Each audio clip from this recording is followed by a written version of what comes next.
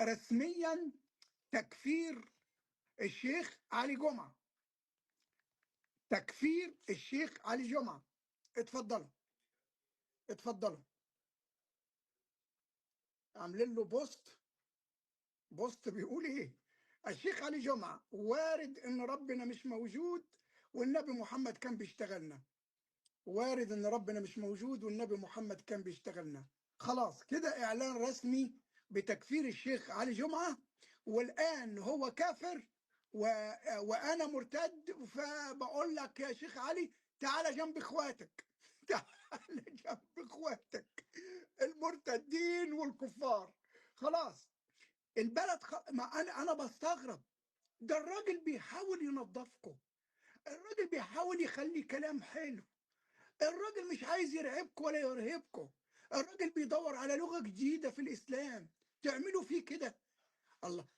يعني واحد عايز يساعدكم تشدوه انتوا وتغرقوه، ده بيساعدكم، ده بيقول لكم كلام حلو، بيقول لكم وارد ان ربنا هيقفل النار يوم القيامة، هيقول ما عندناش حد، ما غير ما فيش حد هيدخل النار، يلا كله براءة، كله يلا فركش، كله على الجنة، وبيفرحكم.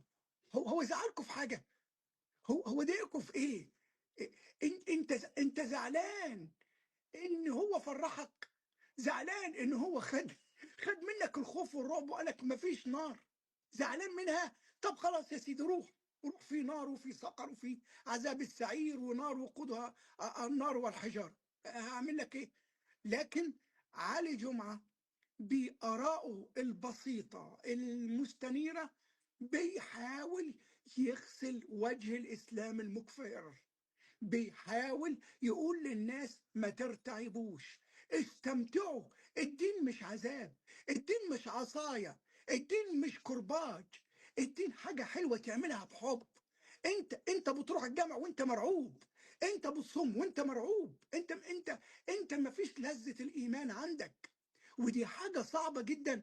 علي جمعة تنبه ليها وحب يقول لكم يا جماعة: لا، ربنا حلو، ربنا حنين. وده كلام جديد، لأن لا ربنا حلو في الإسلام ولا ربنا حنين في الإسلام ولا يعرف الحنية. ده مكار وجبار وقهار مزاجه يطلع عينك، مزاجه يطلع عقده عليك، مزاج. وده اكيد انه ده صورة الله عند محمد، اكيد ده من خيال محمد. ما فيش ربنا خلق الوجود يعمل كده في الناس، يخوفهم ويرعبهم، حتى مش عايزهم يضحكوا، مش عايزهم يتهنوا.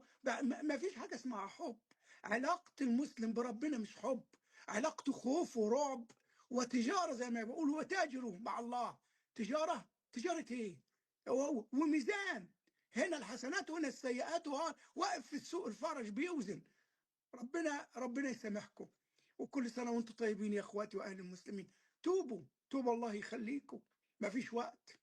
اخواتي المسيحيين كل سنة وانتم طيبين، واصلوا الصوم المقدس. الرب معكم، سلام رب المجد يكون معكم، امين.